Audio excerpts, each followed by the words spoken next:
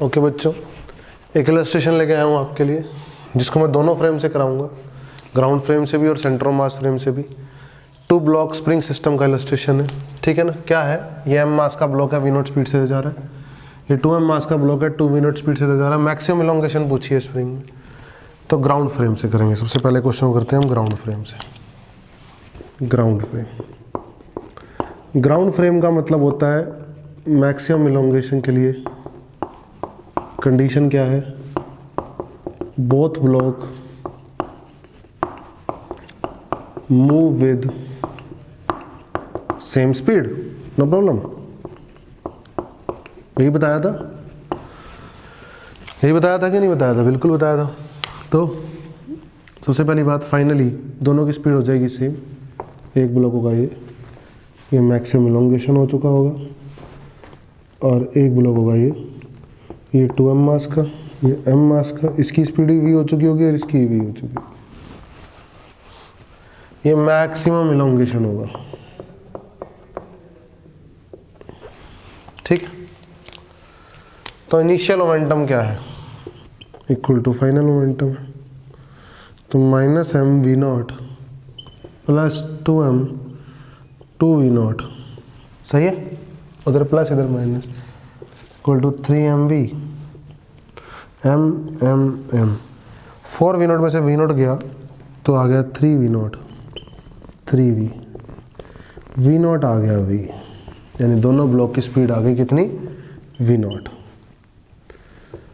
Energy conservation, initial energy कितनी है, 12m v0 square plus 12 2m 4v0 square equal to final 12m v0 square plus 2m v0 square plus k x maximum का square. बोला सही है। 12m v0 square से 12m v0 square cut गया, ठीक है। 2m 4v0 square 2m v0 square, तो कितना आ गया, 2m कॉमन निकाल लो तो 4 में से 3v0 स्क्वायर, तो 3m v0 स्क्वायर आ गया। तो कुल मिला के आ गया 3m v0 स्क्वायर, इधर जाके 6 हो गया, 6m v0 square by k x max का under root. This is maximum elongation, this is what, maximum elongation, ठीक है बेटा। ये हमारी मैक्सिमम इलोंगेशन आ गई। अब इसी क्वेश्चन करना चाहता हूं मैं सेंटर ऑफ मास के frame, centre of mass frame. हाँ जी, तो सेंटर ऑफ मास की स्पीड निकालनी पड़ेगी। वेलोसिटी ऑफ सेंटर ऑफ मास क्या होगा, -m v0 m1 v1 plus m2 v2 upon m1 plus m2। v0 ही आ गई, सेंटर ऑफ मास की स्पीड ही v0 ही आ गई। अच्छी बात देखो क्या है, और किधर आई, उधर आई, पॉजिटिव v0 आई है। तो सेंटर ऑफ मास के फ्रेम में ये रहा फ्रेम, और सेंटर ऑफ मास चल रहा है इधर v0 की स्पीड से। एक ब्लॉक ये है, एक ब्लॉक ये नेचुरल लेंथ है। तो velocity of block with respect to centre of mass होता है velocity of block minus centre of mass. ध्यान से देखना, तो इस ब्लॉक की स्पीड थी इधर v0, तो माइनस v0, सेंटर ऑफ मास की v0 उधर, तो -2 v0, यानी ब्लॉक इधर 2 v0 से जाएगा सेंटर ऑफ मास के फ्रेम में m मास का। और 2m मास का ब्लॉक, 2m मास का ब्लॉक, ये 2 v0, ये इधर v0। बोलो, तो ब्लॉक के लगाऊंगा तो 2 v0 माइनस v0 लगाऊंगा तो इधर v0। बोलो सही है। और सेंटर ऑफ मास के फ्रेम में मैक्सिमम इलोंगेशन के टाइम पे दोनों ब्लॉक की स्पीड क्या होनी चाहिए, 0।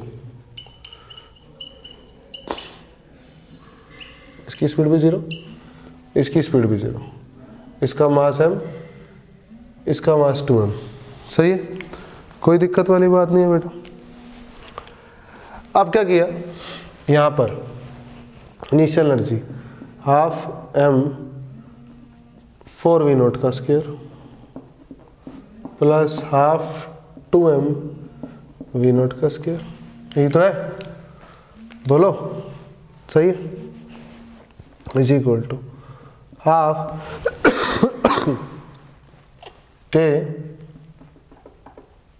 के एक्स मैक्स का स्क्वायर, सही है, बोलो, क्योंकि फाइनल वेलोसिटी तो 0 ही है इसकी, कोई दिक्कत कहीं से कहीं तक नहीं है। कितना आ गया, हाफ कॉमन ले लो, 4m 3m 6m, 6m और 2 काट ही दो, तो 6m V nought square by K X max, वही आंसर आ गया कि नहीं आ गया, बोलो। सेम आंसर आ गया ग्राउंड फ्रेम में भी और सेंटर ऑफ मास के फ्रेम में भी, बोलो। होप करता हूँ आपको एग्जांपल समझ में आया होगा अच्छे तरीके से।